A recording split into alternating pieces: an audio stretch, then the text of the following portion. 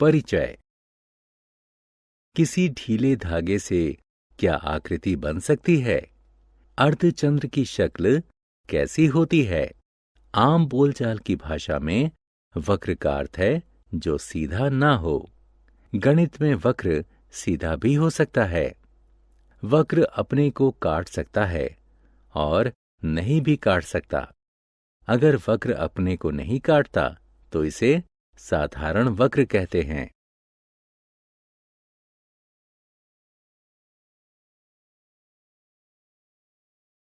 उद्देश्य।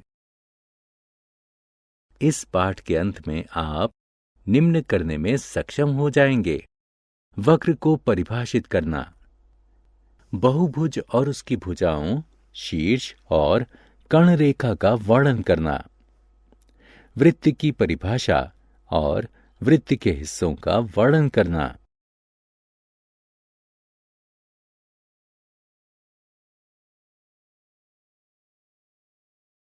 वक्र।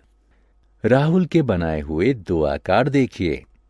पहले वक्र में ये एक बिंदु से शुरू होता है और किसी दूसरे बिंदु पर समाप्त होता है, लेकिन दूसरे चक्र में ये एक बिंदु से शुरू होकर उसी पर समाप्त होता है। पहले प्रकार का वक्र खुला वक्र और दूसरे प्रकार का बंद वक्र कहलाता है। वक्र में स्थिति। यहां आप एक चलती चींटी देखते हैं। बंद वक्र के संदर्भ में स्थिति ए पर चींटी वक्र के बाह्य हिस्से में या बाहर है। स्थिति बी में यह सीमा पर या वक्र पर है। स्थिति सी में चींटी वक्र के आंतरिक हिस्से में या भीतर है। बहुभुज को समझना। स्क्रीन पर दिखाई गई ये आकृतियां बंद वक्र हैं। इनमें से प्रत्येक वक्र की शक्ल अलग है। पहले 4 वक्र सीधी रेखाओं से बने हैं और ये बहुभुज कहलाते हैं। कोई भी वह आकृति बहुभुज कहलाती है जो रेखाखंडों से बनी साधारण बंद आकृति हो। बहुभुज के हिस्से। रेखाखंड A B, B C, C D, D E और ई ए बहुभुज A B C D E बनाती है। ये बहुभुज की भुजाएं हैं। कोई भी दो भुजाएं जिनके अंतिम छोर साझा हों वे आसन्न भुजाएं कहलाती हैं, जैसे ए बी और बी सी और सी डी और डी ई और ई ए आसन्न भुजाएं हैं। दो भुजाओं के मिलने वाले बिंदु उसके शीर्ष कहलाते हैं। यहां ए, बी, सी, डी और ई दिए गए बहुभुज के शीर्ष हैं। बहुभुज की उसी भुजा के अंतिम बिंदु आसन्न शीर्ष कहलाते हैं, जैसे ए और बी और सी और डी और ई और ए आसन्न शीर्ष हैं। गैर आसन्न शीर्ष को जोड़ने वाले रेखाखंड बहुभुज की कर्ण या त्रियक रेखाएं कहलाते हैं, जैसे ए सी, ए डी, बी ई, सी ई दिए गए बहुभुज की कर्ण रेखाएं हैं।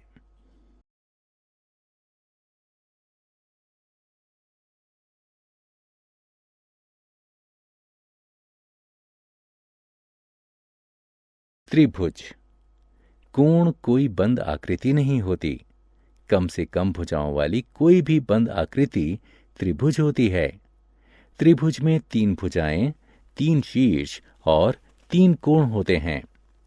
दी गई आकृति में ए बी सी एक त्रिभुज है, या ए बी, बी सी और सी ए 3 भुजाएं हैं। ए, बी और सी 3 शीर्ष हैं। 3 कोण हैं, सी ए बी सी और बी सी ए। चतुर्भुज को जानना। पुस्तक का पृष्ठ चतुर्भुज कहलाता है। इसकी 4 भुजाएं, 4 शीर्ष और 4 कोण हैं। चतुर्भुज ABCD 4 भुजाएं हैं, AB, BC, CD और DA। भुजा AB और BC, BC और CD, CD और DA आसन्न भुजाएं हैं। AB और DC, BC और AD आमने सामने की भुजाएं हैं। चतुर्भुज ABCD के 4 शीर्ष हैं, A, B, C और D। इनमें A और C, B और D आमने सामने के शीर्ष हैं। चतुर्भुज के 4 कोण हैं, DAC कोण, ABC कोण, BCD कोण और CDA कोण।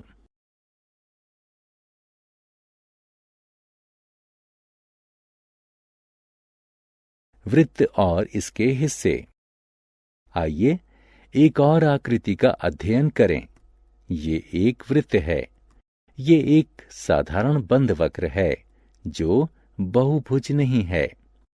वृत्त का हर बिंदु केंद्र से समान दूरी पर है।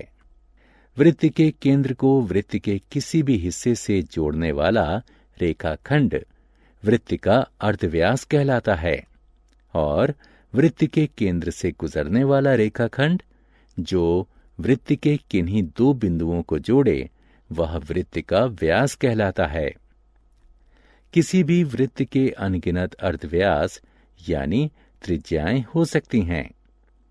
इसी तरह किसी भी वृत्त के अनगिनत व्यास हो सकते हैं। वृत्त पर 2 बिंदुओं को जोड़ने वाली रेखा वृत्त की जीवा कहलाती है। किसी भी बंद आकृति की तरह वृत्त का आंतरिक और बाहरी क्षेत्र होता है। वृत्त का आंतरिक क्षेत्र 2 त्रिज्याओं और वृत्त के चाप से घिरा हो सकता है। ये क्षेत्र वृत्त का त्रिज्य खंड कहलाता है।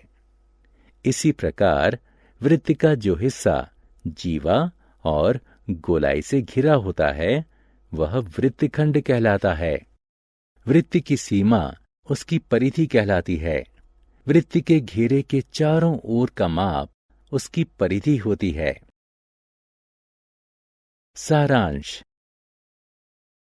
आइए हमने जो कुछ सीखा है उसे संक्षेप में दोहराएं। साधारण वक्र वह है जो अपने को नहीं काटता। वक्र के सिरे अगर जुड़े हों तो वो बंद वक्र माना जाता है अथवा उसे खुला माना जाता है। बहुभुज एक साधारण बंद वक्र है जो रेखाखंडों से बनता है। त्रिभुज और चतुर्भुज बहुभुज हैं जो क्रमशः 3 और 4 भुजाओं से बनते हैं। वृत्त एक निश्चित बिंदु से समान दूरी पर घूमने वाले बिंदु का पथ है।